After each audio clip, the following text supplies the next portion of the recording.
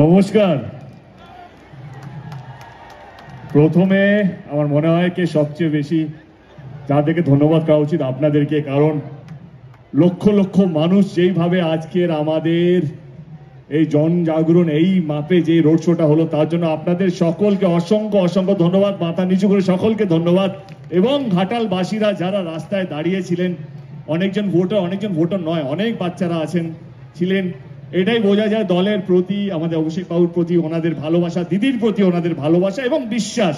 আজকে রাজনীতিতে যেটা সবচেয়ে বেশি অভাব হচ্ছে সেটা হচ্ছে বিশ্বাস, যে কোন দলকে বিশ্বাস করব, কোন দলকে বিশ্বাস করব না।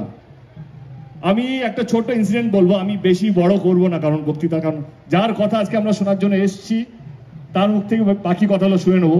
প্রথমে অভিষেক বাবুকেও ধন্যবাদকে আমার এই ঘাটাল লোকসভা কেন্দ্রে এরকম একটা জনসংগ্রহ, কি বলবো, এত পপুলার একটা রোড শো করার জন্য অসংখ্য ধন্যবাদ। কারণ আমরা সবাই বুঝি কে এই ইলেকশনটা পুরোপুরি দিদি এবং অভিষেক বাবু কিভাবে দায়িত্ব নিয়ে প্রত্যেকটা অলি গলিতে, প্রত্যেকটা ডিস্ট্রিক্টে 42টা কেন্দ্রতে, শুধু 42টা কেন্দ্র নয়, রাজ্যের বাইরেও তারা যেভাবে লড়ছেন, মানুষের মন জয় করছেন, তার জন্য অসংখ্য ধন্যবাদ ঘাটালবাসী এবং ঘাটাল লোকসভা কেন্দ্রের পক্ষ থেকে।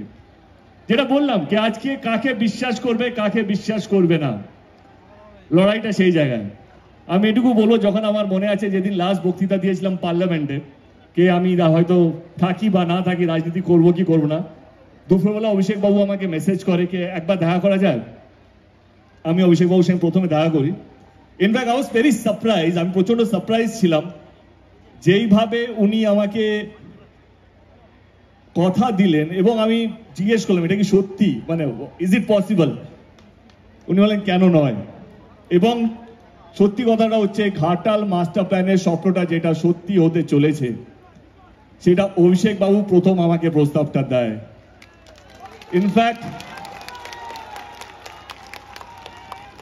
মানে বিশ্বাস করুন, আমাদের ঘাটাল মাস্টার প্ল্যানটা এটা স্বাধীনতার আগে থেকে লড়াই। মানে যখনই বেশি বৃষ্টি হয় তখনই ঘাটালের সঙ্গে সঙ্গে পাঁশকুড়া, ওইদিকে ডেবরা, পিংলা, দাসপুর, ওইদিকে কেশপুর, আরামবাগ, অনেকগুলো অঞ্চল, 30 লক্ষ মানুষ এতে প্রভাবিত হয়। অনেকগুলো অঞ্চল জলের মধ্যে ডুবে থাকে মাসের পর মাস। আমি কথা দিয়েছিলাম 2014-তে ঘাটাল মাস্টার প্ল্যান নিয়ে কথা বলবো, এবং যেটা আমি বলেও ছিলাম পার্লামেন্টে, বাংলায় বলেছিলাম, এবং 2019-এ জেতার পরেও বলেছিলাম। আমার ভালো লাগা এইটাই কে যেটা কেন্দ্র সরকার করতে পারেনি, তারা শুধু ভোটের রাজনীতি করে গেছে। আমাদের নেত্রী, আমাদের অভিষেক বাবু, তারা ভোটের রাজনীতি করে না।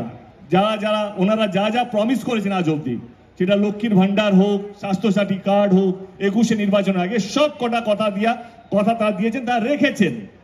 এবং ঘাটাল মাস্টার প্ল্যানটা যেটা মানুষের স্বপ্ন নয়, মানুষের লড়াই করার একটা ছিল, মানুষ যন্ত্রণায় ভুগত যখনই বেশি বৃষ্টি হতো, সেই যন্ত্রণাটা আমি 10 বছর ধরে বুঝেছি। এবং আমি অসংখ্য ধন্যবাদ জানাবো, যেহেতু অভিষেক বাবু আমার সামনে আছেন, কে এই স্বপ্নটাকে সত্যি করার জন্য।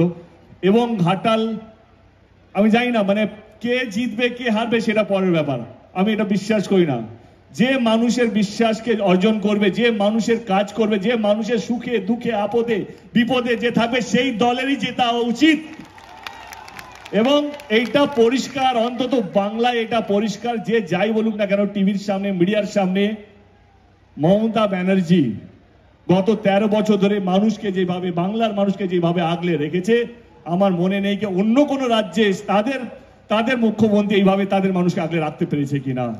তার জন্য দিদিকে ধন্যবাদ এবং অভিষেক বাবুকে ধন্যবাদ ঘাটাল মাস্টার প্ল্যানের স্বপ্নটাকে সত্যি করার জন্য। এবারে বাকি কথাটা আমরা ওনার মুখেই শুনে নেব।